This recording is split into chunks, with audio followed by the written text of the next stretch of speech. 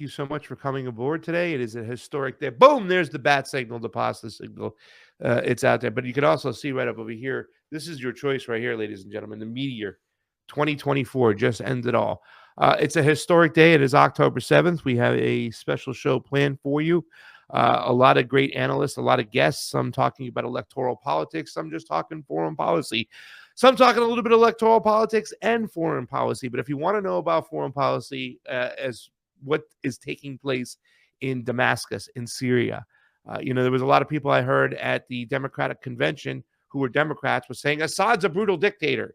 Like they're just repeating that line. And I know it drives my next guest and makes her crazy because people don't know the story. Ladies and gentlemen, she's on the pursuit of peace and progress with its trials and errors. She is a political independent media journalist, and she comes to us live from Damascus. Vanessa Beeley, how you doing today? Hi, lovely to be back with you. It's been a while. It's been way too long. But it's not that I haven't been paying attention. I've been watching. Obviously, I watch your work, Eva's work. We got my ladies over there, Fee's over there too as well. All in, no longer on this continent with this craziness. If you want an update on the election and everything taking place, I can fill you in, but you probably don't want to know. No, thanks. I'll pass on that. All right, but listen, I was at the Democratic National Convention. We can kick the show off like this. Let's talk a little bit about where you're at, because I think when we start talking about people just repeating the narrative, Assad's a brutal dictator, right? They said that on both sides. Obviously, on Donald Trump's side, they said it because he was okay with bombing them, and he was okay with we took the oil, Vanessa. The oil was ours. We took it, stealing the resources. I mean, you've said before when we had a show last time that the sanctions aren't so much what's killing Syria. It's the fact that the theft of their natural resources and stuff. We have Democrats repeating the line, Assad's a brutal dictator. Why don't you give us a little insight to what's going on right now in Syria as pertaining to their relationship with Russia, as pertaining to what's going on with Israel? Netanyahu himself said we're bombing 7 countries at the same time. Please take it away, Vanessa. That's how I feel when I hear the brutal dictator line still. Now, like 13 years into what was effectively a CIA MI6 regime change war waged against Syria that began officially in 2011, but of course had been in the planning since 9/11. Look, when we're talking about brutal dictators, let's just hold the mirror up to our countries in the West, shall we? Because in all honesty, the raging totalitarianism that is in existence in the US, in the majority of EU countries, in the UK, where people can literally get arrested and raided for protesting against genocide. Not even pro-Palestine, but against the mass murder, the mass slaughter and decapitation and torture and abuse of children. That's being pro-terrorist. That's what they say. The right wing out here, that's their version of hate speech. They classify it as a terrorist, even though themselves have been classified as domestic terrorists. They still go for the punchline. And, that's one of the reasons why I wanted to have you on the show today, is like they'll use this to try to justify the genocide and the killing, right? These are terrorists, Vanessa, terrorists. Look, under international law, the right to resist a brutal occupying force is enshrined in that law, by the way. This is my argument. Okay, so the US and the UK have prescribed, for example, Hamas and Hezbollah as terrorist organizations. Now, let's logically think about this. How does Hezbollah or Hamas threaten the national security of the UK or the US? Their focus is entirely on the liberation of the Palestinian territories that have gradually been taken over by the settler colonialist Zionist entity. That's their focus. Their focus is not on the US. Their focus is not on the UK. So the reason why those groups are prescribed as terrorist groups is because the UK and the US are actually taking care of the national security of Israel, not of their own countries. If they took care of the national security of their own countries, they wouldn't be sending how many hundreds of billions to Israel since its establishment to enable it to conduct the atrocities that it has conducted for 75 years, one could argue 100 years under the British mandate, and then basically the US adopted them and took over from the British after the State of Israel was created in 1948 on the genocide and the ethnic cleansing of the Palestinians from their land, right? So, you know, this language of terrorism, when the US, when the CIA and MI6 have admitted, by the way, that they are funding and arming Al-Qaeda, that they allowed Al-Qaeda and to ISIS, they allowed ISIS to develop out of Al-Qaeda in Iraq, that they fostered and fomented Al-Qaeda Arab Peninsula in Yemen, which was a blowback from Afghanistan, where guess what? The Americans fostered the Mujahideen to fight against and bring down the Soviet Union. So, you know, this is the problem. The language is completely distorted right now. And those who are literally fighting the existential war for the survival of their history, their heritage, their culture, their land, their right to exist, are deemed terrorists. Why? Because they threaten the existence of the illegitimate settler colonialist entity that has, over time, since its establishment officially in 1948, but of course it began back in the late 1800s, has effectively stolen territory and massacred and displaced the peoples of those territories. Now, whether that's Lebanon, Syria, or Palestine, right? And you know, when you look at the direction of travel, what's happening? The war is expanding. Why is it expanding?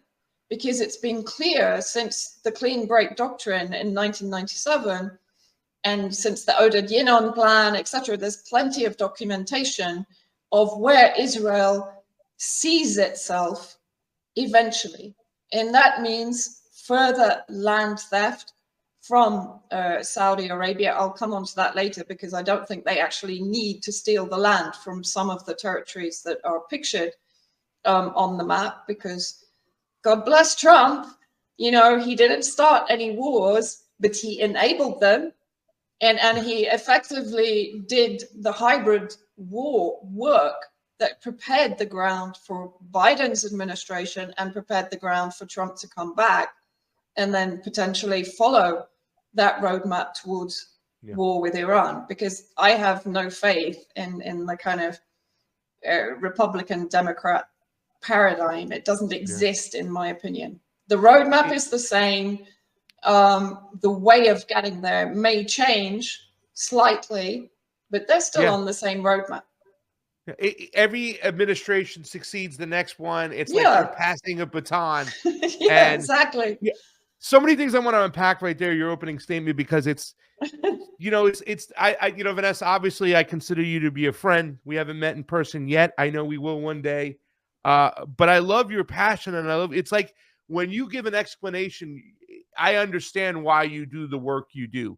But there's also a little piece of me too, as well, that now that I'm here in the United States, as you start saying, speaking some truths out there, I feel like throwing some, well, wait a second, you know, what they're set out here in the States, right? From the populace right now, because since RFK, and had I only listened to you, I didn't have to wait until October 7th last year, when a lot of us were like, all right, we're done with you, RFK. You're ridiculous. It's one thing to say, oh yeah, Israel has a right to exist. It's another thing to say that no ceasefire should be called. Let me tell you something. I'm never going to ever, you know, make sacrifices based upon the backs of the Palestinians or any oppressed group in that region from Israel's missiles ever again. because I said, well, you know, obviously this is a bad point of his. We're going to get Zionism no matter what. At least he's great on all these other issues. But then came October 7th, and there's a lot of people on a lot of the networks you go on that I talked to that like after October 7th, we all like, yeah, that's it. We're done with you.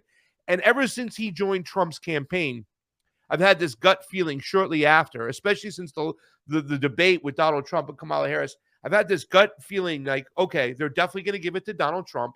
And Donald Trump is there to take the baton and continue on with the Zionist plans for the greater Israel, right? And, you know, there's so many things that you said that they have all their talking points in line. They just had this little Zionist Woodstock in Washington, D.C., is what I'm calling it, where it was, if you asked them about Israel and in Ukraine, they literally said, Vanessa, well, you know, Israel and Ukraine are different wars over here and yada, yada, yada. And it's like, yo, this is empire. Empire is empire. You can't make it a third real. I'm sorry. You're being, and, you know, the language, their Christian Judaic principles. We need to support free democracies in the Middle East. And guess what, Vanessa? The Jews were there first. So how dare you say the Palestinians have a right to that land? All the talking points are there. I'm just as nervous as shit, excuse my French, that Donald Trump is meant to be, you know, the elite's choice. And that's the thing. Whoever the elites want to give us, whether it be Kamala or Donald Trump, is the elite's choice. We should reject that choice no matter what. But I'm frightened right now that this is the next biggest plan. I mean, he's talking, Vanessa, about bombing Iran. This is Donald Trump. He's talking about bombing nuclear facilities. Your thoughts? And flights are canceled today in Iran, by the way, because October 7th is going to be the day the Zionist nation is going to say, never again let October 7th be a lesson that you never attack us ever again. Yeah, I mean, I just before I came on, and I want to actually talk about this very quickly, just as an example of how sick the Zionist society is, right? So to celebrate October the 7th, they've gone into prisons that hold right now more than 10,000 Palestinian detainees, huge number of which are children and women that are being subjected to all forms of abuse, torture, rape, and so on. And let's not forget that when they were actually filmed conducting anal rape with a blunt object against a Palestinian detainee, there were riots, not in protest against the rape of a detainee, but in protest that those who conducted the rape might actually get prosecuted for it. Like, I'm sorry, but you cannot. They put him on TV. One of the main suspects. They flaunted him. Yeah, sorry. Exactly. And today, what have they done to commemorate October 7th? They've gone into all the prisons and actually videoed themselves live, torturing and abusing prisoners for the benefit of the Israeli public, for the Zionist Jewish public. So don't tell me this society is not sick in really beyond redemption. There's a very good documentary that was put out, I think, last year called Israelism, which actually goes into huge depth about how not only Israelis, but even, you know, Jewish Zionists abroad in the US, the UK, the EU, are indoctrinated from birth. You know, like they're indoctrinated in hatred, racism, elitism, supremacism. And, you know, when we talk about terrorism, all of the roots of this kind of supremacist ideology, this racist ideology, we are supporting in the West, or we have helped to create it from within the West, right? So Zionism, well, the British enabled its creation. Wahhabism, extremist Saudi-backed fanaticism. Again, British had a hand in that, in the creation of the Kingdom of Saudi Arabia. Nazism. You know, we're supporting Nazis in Ukraine. Yeah. In the West. Yeah. Muslim Brotherhood. created by the British in the late 20s in Egypt and weaponized ever since. I've written about the 75 years of war against Syria, which began in 1946 after their independence from the French mandate, and the same year pretty much that the CIA was formed, right? And from then on in, the CIA and the MI6 were involved in multiple regime changes in Syria to try and prevent any pivot towards communism and towards the Soviet Union at that point. Yeah. Right. So you know, it's very difficult to comprehend, especially being here. And it's one of the reasons that I moved here, because I couldn't handle covering these events and then coming back to the West and being met with the same, you know, I was banned from dinner parties in the end because I didn't ever start the conversation, because I know people don't want to talk politics at dinner. It's fine. But when someone kind of comes out with a statement about, oh, you came back from Syria, oh, you know, Assad the dictator, or I can't shut up. So, you know, it ends up in this sort of argument that I was trying to avoid. But you can't, I was, right?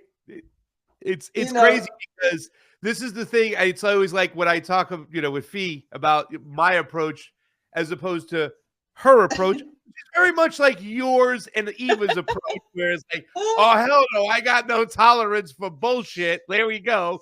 I get it. You know what I'm saying? With that being said, with all the funding of all these other radical groups, and listen, we're going to move the ball along over here because there's a lot of things, because you talked about the way Israelis are indoctrinated, right? Same thing with the Americans, right? We're indoctrinated to think that we're Captain America going around the globe fighting for human rights and decency, when we're really fighting for rich men to rape resources and make money through death via the military-industrial complex. I mean, it's part of Israel's policy, the Dahaya doctrine, to bomb civilians, to make it hard for them. It's part of their policy. We see Russia striking back. We see Iran striking back, retaliations, right?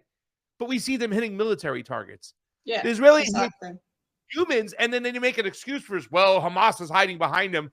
Okay, so does that give you the right to kill six apartment buildings the other day in Beirut? 6 buildings to get one guy, 1,000 people dead like that, women and children. They don't give a damn.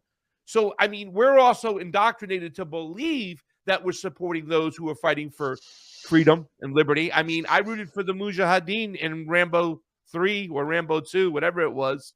I couldn't believe it, but that's the way we're taught. The Russians are the evil villains and their allies are their little minions. We have to go back and kill them, because if we don't kill them, brutal dictators like Assad, and there's been a lot of like funding of civil wars, right? You talked about the way we funded the Mujahideen. I think for a second you got confused. Al Qaeda, ISIS. No, you didn't get confused. They're the same. United States, anyway, right? They're funded to kill America's enemies. Isn't there going to be some blowback? And there's going to be, I believe, on one of my shows a couple years ago, a year and change ago, we talked. Like I said, I was at the DNC in Chicago, and some girl said Assad's a brutal dictator, and she was of Syrian descent. When you have a situation where you have like the Muslim Brotherhood, who's funded by the United States, or Al Qaeda, you're going to have some people get caught up in the backdraft, and you'll have some situations. In other words, my question to you is, don't leaders like Assad or sometimes Soleimani, when he was alive, have to make brutal choices because there's no way to avoid it, because the United States and Israel has funded so many proxy groups? Brutal choices in what way? And in a war situation, you mean? In a war situation, we had talked about it. There was talks that Assad's father killed a lot of Palestinians, and you had set the record straight. And some people still have that rhetoric. I did see in the beginning of this conflict, when October 8th happened, I did kind of see Russia and China take a little bit of a backup approach. I think Russia has dealt with their Islamic groups in Chechnya before, right? I don't want to say Islamicist. I don't want to be wrong, but funded groups, or You know, obviously Putin went to George W. Bush and said, hey, man, your CIA is funding radical groups against us over here. Could you do something about it? Nothing happened. China's had their situation in which I think the United States and the CIA try to blow it out of proportion with the Uyghurs, which were during the Afghan situation. I believe it was Operation Mongoose or Operation Cyclone, in which the Uyghurs were funded to take the Stinger missiles into Afghanistan for the Mujahideen to use against the Russians. So there are, what I'm saying is that I saw Russia and China kind of take a little bit of a step back because Hamas was involved, and they didn't necessarily look at them as the resistance at first. And they dragged their feet a little bit until now they're being a little bit more vocal. So when I say that, don't leaders, in other words, there has to be blood on everybody's hands, I think, in certain situations where there'll be things that Assad might have done in the past, which might be looked upon and frowned or used to spin out of control to say he's an evil dictator. But there are situations of war. I mean, right now you got almost 500,000 Ukrainians killed in Russia, and I don't blame Russia for getting involved. In fact, I felt they dragged their feet. Your thoughts on that, on clarifying that to the public who says, no, there's situations where Assad has been bad? In all honesty, look, you know, the war that was waged against Syria was one of the dirtiest in history, if you think about it. Like, how many countries were involved? For how long was it planned? Back in 2009, the British were speaking to Roland Dumas, the then French foreign minister, and telling him, like, we've had enough of Assad. He's not going to comply. We're going to basically pay insurgents, which of course will be the Muslim Brotherhood, because that was also the group that was weaponized back in the late 70s, early 80s. But of course, what is not ever told to Western audiences is the savagery that precedes the so-called crackdown. So, for example, the Muslim Brotherhood back in the late 70s were carrying out suicide bombings, attacks on civilians, on civilian infrastructure. They entered the Aleppo military cadet school. They lined up all of the Shia Sunni, Alawite cadets to execute them. And the Sunni cadets actually said to them, no, they're our brothers. If you're going to kill them, kill us also. So they killed the whole lot. They executed the whole lot. Nobody hears these stories because the media buries them. In order to allow to come to the surface, Hafez al-Assad slaughtered 20,000 Syrians, not Muslim Brotherhood, Syrians, in Hama. Now, even I think the UN has officially put the figures at 2,000, so way lower than 20,000. But of course, it's like with the chemical weapons. The 20,000 travels, the 2,000 stays where it is, you know, unless people actually go and look for it. Right? This is how the media works. Yeah. And with Bashar al-Assad, he came in, if you read a book by David Lash, who's an American academic who shadowed Assad for more than a year and wrote a book called The New Lion of Damascus, I think in 2009. Funnily enough, in 2012, he changed his tune completely. But in 2009, he portrayed Assad as a progressive reformist. He'd released a ton of so-called political prisoners, the majority of whom were Muslim Brotherhood, who had led the destabilization projects previously on behalf of the CIA. So you see how it gets spun. Yeah, political prisoners, everyone goes, oh my God, you know, he's imprisoning people that oppose the government, and how awful. No, okay, the people, for example, do you remember Sadnaya, when Amnesty International put out a report saying that 50,000 prisoners were getting tortured and executed? This prison only holds up to, I think, around 3,000. The majority of whom were some of the most brutal Salafists, Al-Qaeda types, ISIS types, who had carried out massacres even in Sadnaya itself, in the town itself. So that's how it gets spun. And unfortunately, you know, and this isn't a blame game. People in the West are just not aware of the intricacies because the media hides it from you. Now, I spent, like, I just want to say, go ahead. I spent from 2016, Eva was here from 2014. We both spent extensive time on front lines. So we were at the sharp end of the war, as you mentioned. Now, with the Syrian Arab army, the difference was always humanitarian corridors were opened for the people, the civilians that were stuck in the areas occupied by the terrorist groups backed by the West. So in other words, they were being incarcerated and imprisoned and effectively used as human shields by the terrorist groups backed by the West. What did Assad and the Syrian army, and I witnessed this time and time again, and the Russians, they tried to provide humanitarian corridors to allow those civilians to get out before the battles began. But then what happened? The terrorists would shell and snipe those civilians trying to leave, and the BBC and Channel 4 and CNN would say, look, the Syrian regime is killing his own people. You see how distorted the whole thing becomes. And yet then you look at the US bombing Raqqa, where they used more artillery rounds than they used in the whole of the Vietnam War, by the way, to absolutely pulverize Raqqa on the basis that ISIS were in the city, in the hospitals, in the schools, and so on. But that wasn't allowed as an excuse by President Assad. But it was okay for the US. And at the same time, the Kurdish Contras were providing the coordinates of civilian infrastructure to the US to destroy civilian infrastructure. And no humanitarian corridors were created, by the way.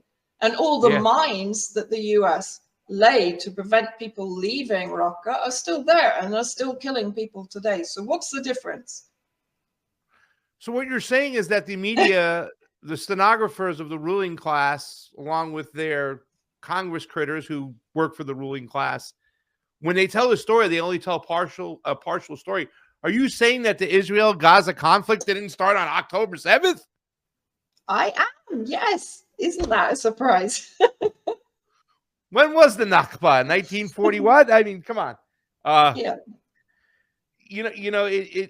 I want you to take a shot at this right now and tell me, because here's the thing. We hear, okay, Kamala's a Zionist, Trump is a Zionist. They're playing who could be the bigger Zionist, you know what I'm saying? Like, I think at least, Kamala pretending to care about the Palestinians, at least she's trying to do that. And, we know she's phony. She says right before that, we'll give them a blank check for whatever they want. My personal thought is the elites are going to give us who they want, We reject either one. But when we are talking about these situations in the United States, you will see, well, somebody who was telling me who planned the Rescue the Republic, as I was pushing back against them, I was saying, I don't like this. I don't want to stand on a stage and say we're being anti-war when we're standing with a bunch of Zionists. You'll hear the excuse, well, Donald Trump is better on censorship. Oh. I know, this is why I put here so you can answer these questions, Vanessa. When it comes to supporting Israel, isn't that supporting censorship because they have a say about who gets on TV and whatnot? Can you give us a little nuance to that whole point when you say, no, if you're supporting Donald Trump, you are supporting censorship? Go ahead, take a shot at it. No, I mean, if you're supporting any of the ruling elite, you're supporting censorship. Yeah. It doesn't matter if it's Trump or Harris or Biden, it doesn't matter. But Trump has already made it quite clear he's going to deport anyone that supports Hamas, anyone that shows a Palestinian flag, right? He's already cracking down and threatening the student protests against genocide. And an interesting fact that a lot of people are not aware of, there were many things that Trump did under his 2016 administration in support of Israel. Most people know about Jerusalem, putting the American embassy there. In other words, in what is effectively Palestinian territory.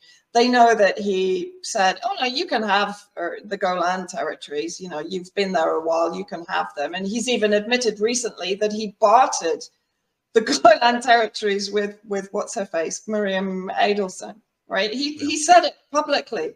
Oh, well, she wanted more, but I gave her Golan and blah, blah, blah. So now he's bartering sovereign nation territory, you know, to keep the Zionists happy. That's basically what it comes down to, right? Yeah, So when absolutely. you talk about censorship, let's go back to his first administration.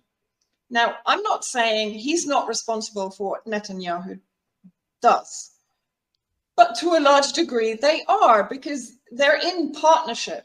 What Israel does, the US approves. What the US does, Israel approves. I know they put out different messaging, and you forever hear the US saying, oh, no, we must de-escalate. No, you know, we must have a ceasefire. We must find a diplomatic solution, while they're going, yeah, go for it.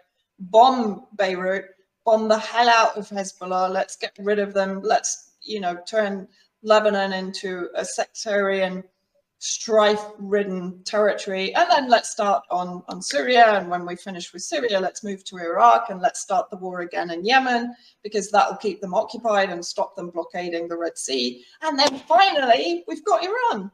There you go. Yeah, I mean, you know, I've put it in a sort of in that way, but that's effectively what's going on. If you go back to 1948, from before 1948, so from 1917 onwards, what was happening? Censorship. The Palestinian narrative was being completely blocked out. Journalists were being deported, by the way, just as they're being killed now to prevent them speaking out and showing the truth. Back then, they were being deported, their passports were being taken away, they were being kicked out to other countries and told they can never come back. So printing presses were being shut down. Palestinians were not able to actually record their experiences. So what took over was the Zionist narrative, and that has been the situation from 1917 until now. And under Trump, what did Netanyahu do? He closed the archives, the Nakba archives. Can you imagine how enormous this is? In one fell swoop, with Trump's approval for sure, he closed the archives. So no one can access the documents that actually explain what happened during the Nakba. Certain, I think, Palestine Studies and a couple of other organizations have. Who was done in charge their of them? Where were they? Were they on public record or something? And yeah, he closed them. I didn't completely. know that. And the other thing was that under Netanyahu, under Trump's first administration, he basically put apartheid into the Constitution, right? So Trump, you know, as I said, people say Trump didn't start any wars. And in all honesty, as I keep saying, yeah, did he end any? Yeah. Did he actually end any? And everyone says, yes, but he withdrew the troops from Syria. No, he didn't. He increased the troops. His administration increased the troops in Syria to take care of the oil. To stealing their resources, and we saw the oil. We took the oil, Vanessa. It was ours. Yeah. Yeah. You know, so this is, you know, when we talk about censorship, the censorship under Trump, I'm not saying it's necessarily going to be worse, but it's actually going to be more overt, because right now we're heading into a global conflict situation, right? I was talking tonight with Kevork Almasyan and Syrian girl. Maram, yeah, you know, and it's right now it's looking pretty unavoidable. And so America is going to find itself in yet another extremely expensive war with a partner in Israel. You know, Zelensky's a nutcase, right? Yeah. But he's a puppet. Netanyahu is not a puppet, by the way. You know, the Zionists are working towards an agenda which is very much in alignment with the US and the UK and the EU, but US-led. And Kennedy made this very clear when he said in a statement exactly what Israel represents to the US. It was sort of startling honesty. First of all, of course, it's a military outpost. It is basically in charge of all the interference operations in the region. It's their eyes, their ears, their surveillance, their information gatherer. But most important, it's their bulwark against the Belt and Road Initiative, against China, Russia, Iran. Yeah. He should have said, too, they're also the bosses. They're the one who signed the check. Why? They got a lot of footage on a lot of people because their spying capabilities, just look at Yeah, Pegasus. But here's exactly. something I want to piggyback on, because this is something that's talked about quite a bit, Vanessa. And this is one of the, I got two things left to talk about. Second thing is Iran's capability, because I think it's a little bit different moving forward. People think that Iran in the United States, you know, they hear people, Kennedy, and I'm not talking about RFK, I'm talking about Senator Kennedy from the South, who says these people want to drink the blood of Americans out of their boots and then dance on our graves. Like, they think that Iran, I know you're getting crazy, but this is what I got to deal with on a regular basis. Sometimes you're lucky to be on the other side of the world. I am. Think that Trust Iran, me, I know. they're like, remember Palestinian resistance during the Great March? Rocks and a thing, a slingshot. They think that that's what Iran is. Iran's capabilities are way, way more. In fact, I think you were talking with Kavorik today in Syria Girl about it. You had the guy on the wheelchair, the Palestinian on the wheelchair, slinging the rocks from his wheelchair. That's what they think Iran is. They better open their eyes, because Iran sent hypersonic missiles. I believe it was the Nakba 1 or the Fatah 1 and the Fatah 2, I believe was the name, that got through and hit these military bases. So I want to talk about Iran's capability. But first, I want to talk about Netanyahu. These are the last two things we got to talk about. Netanyahu. I hate when people like Brett Weinstein, who was one of the organizers of the Rescue the Republic, and a lot of other people, other pro-Zionist people or pro-Israel, whatever you want to call them, they'll say, and even Chuck Schumer's doing this too right now, they'll try to single out Netanyahu as the bad apple of Israel, as if Israel did so many great things for so many years that Perez and Rabin and every other leader didn't do their part to pass the baton. This has been going on since in the 1940s, when they moved people into the Gaza Strip, right? Can we say something to the fact that it's Netanyahu is bad, right? And you said he's not a puppet. He's making decisions, obviously. But he's not a singled out bad apple. What I'm trying to say is that Zionism itself, Israel itself, is the bad apple. Can you give a little context to that too as well? Because every other leader before Netanyahu just passed the baton. They've been oppressing people in Gaza since the 1940s and putting them in an open air prison. Give us some context to that, because I'm sick and tired of people using Netanyahu as an excuse and say, oh, we just got to remove Netanyahu and get somebody else in there and now everything will be okay. That's not the case. Look, you know, when you see the protests on the streets against Netanyahu, by the way, they're for the release of the hostages, but they don't care how many Palestinians are massacred. That's not what they're protesting about. No, look, Netanyahu is representative of 90% of the population. In fact, since the bombing in Lebanon began, his popularity has soared. So the more brutal he is, actually, the more popular he is. So what does that tell you? You know, as I said, 80 to 90% of the population support the genocide of Palestinians. And then you don't have a left wing in Israel. It doesn't exist anymore. You know, we don't have it in the United States is, either, by the way. We don't have it here anyways. We got this Fugazi, LGBT, we care about this, you know, culture war, bullshit left. But every single Democrat is for the war in Russia, Ukraine. Sorry to interrupt. Please continue. No, it's fine. You know, and then you have even more far-right extremists in Ben Gvir and Smotrich, right? Who now have control over the ISIS settlers, I call them, because again, they're also extremist entities in themselves. And they have like security forces, even border forces now that are under the control of Ben Gvir and Smotrich. And effectively, they are to a large degree influencing Netanyahu's decisions also.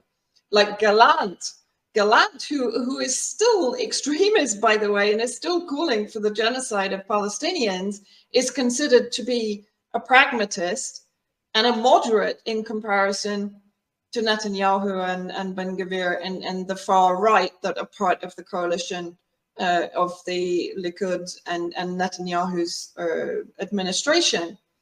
So if you got rid of Netanyahu, actually you could end up with someone even more extreme, however crazy that may sound, you know? So the idea that it's all about one man, it's all about Netanyahu, is nonsense.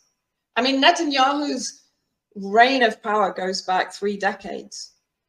He commissioned, in fact, the kind of CIA manufactured clean break doctrine, which was authored by Richard Pearl, which talks about exactly what is going on now, right? Yeah. And Netanyahu's, I think it's his grandfather, was working with Jabotinsky. Jabotinsky was basically collaborative with the Nazi factions in Ukraine. I mean, this gets sort of more complex, but it shows the connections between the Zionist movement and the Nazis in Ukraine. And you mentioned actually the Uyghurs. I just also wanted to say that, for example, organizations like Victims of Communism that are at the forefront of the propaganda against China about the Uyghurs were established by the Nazis post-Second World War. You can check that. It's all documented. If you go to the actual website, you can find it very easily. Dobryansky, right? Was a former Nazi. How do they pull that one off? I have friends who go over there. My good friend Don Zabarin and Cynthia McKinney went there, and they're like, yeah, there's Uyghurs owning businesses here. Yeah, there's exactly. Uyghurs. Like, yeah, I think that's a little bit out of there. How do they continue to pull that one off? Is a good question. Because the complex of disinformation is so vast, so powerful, so well resourced, and people don't do, they don't do the censorship most basic has a lot to do with research. It too, though, because they censor any opposing voices. Yeah. Listen, there's something you pointed out in the show, in the beginning of the show, which I try to tell people a lot. I'm like, the original OGs, which is original gangsters, to get censored were the pro-Palestinians. Well, I don't want to say pro-Palestinians, but those who were reporting on the truth of what's happening with the Palestinians. Those were the first to get censored. And you mentioned how printing presses shut down. People got deported. People got silenced. So now we've come full circle again. Here we're right back there again. Vanessa, give me a little talk about your thoughts of what's going on. Iran responded back to what Israel did, the assassination. They love this Godfather style whacking. I mean, Donald Trump and Israel, they're on the same page when they fight wars. Let's whack them. Let's take them out. Soleimani, he missed Maduro. The Israelis did not miss with Ismail Haniyeh and Hassan Nasrallah, right? They didn't miss. But now Iran responded. And I saw videos when people saying, what's wrong with the Iron Dome? Why isn't it working? As you see these rockets raining down.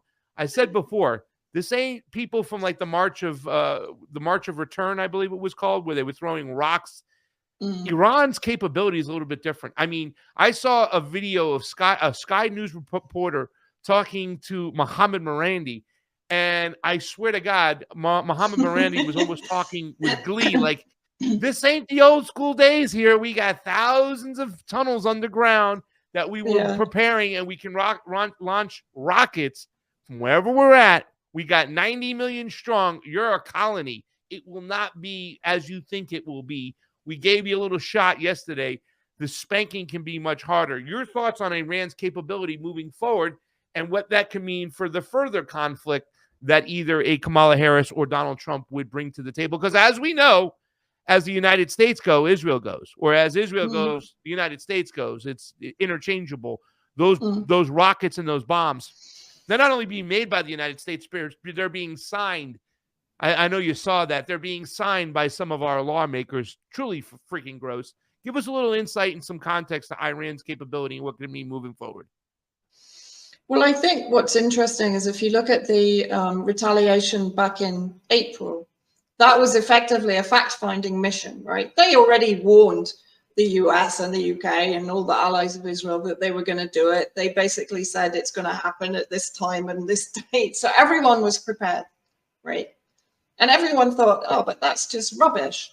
Why aren't they doing the whole blitzkrieg thing that the US and Israel and so on do? Because people need to remember Iran has been around for a very long time. It invented chess, right?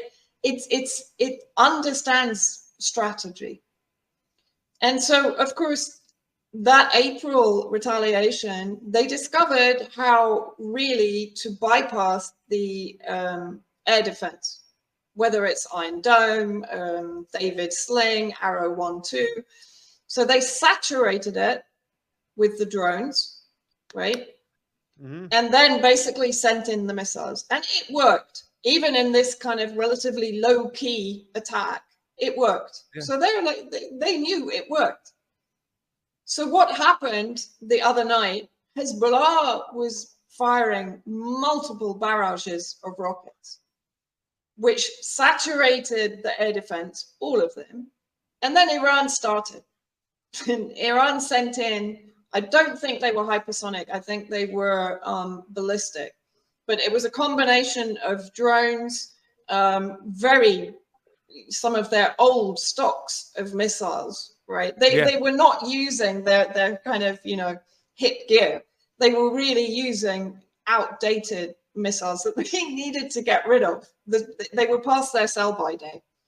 So basically they did the same thing, but on a much, much, much bigger scale. And what happened, I mean, the messaging on X was actually cracking me up because, God bless them, who was it? Eli David was saying, no, the video has been reversed. Manipulated. So actually, I'm like, what? And they're still trying to say, we intercepted 97%. Okay, all right. Like, that's what the Sky reporter said. Yeah, they laughed. There's like 150 videos out there showing the interceptions failing and the missiles hitting target. And, Iran is saying, I think between 80 and 90%. I would say, even if you conservatively see 70%, it was a pretty successful operation. And they did a lot of damage to the air bases they targeted and to the military installations. And as you said, not one civilian death, not one, even though Israel puts its air defense, its military bases, its intelligence bases in the center of Tel Aviv, which is a highly built up residential area packed full of civilians, but no one mentions that fact, right? But Iran managed to not kill one person. I think there was one Palestinian who unfortunately was killed by the interception shrapnel. Same as the first attack.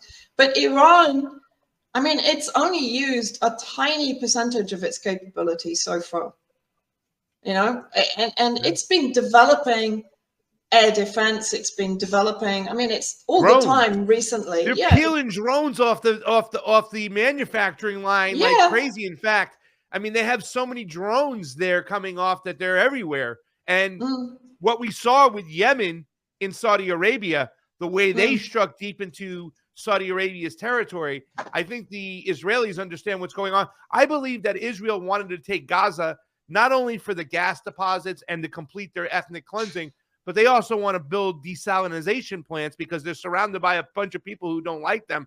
And I know they've been trying to build those programs of desalination from the water that's there. And I think they got to be on high alert, showing what the Yemenis did to the Saudis. And I mean, what we're not hearing, Vanessa, we're not hearing how much it cost the United States the other day to defend Israel in that attack. And my guess is close to somewhere in the millions, the high 50, 60 million, just to defend them on one day.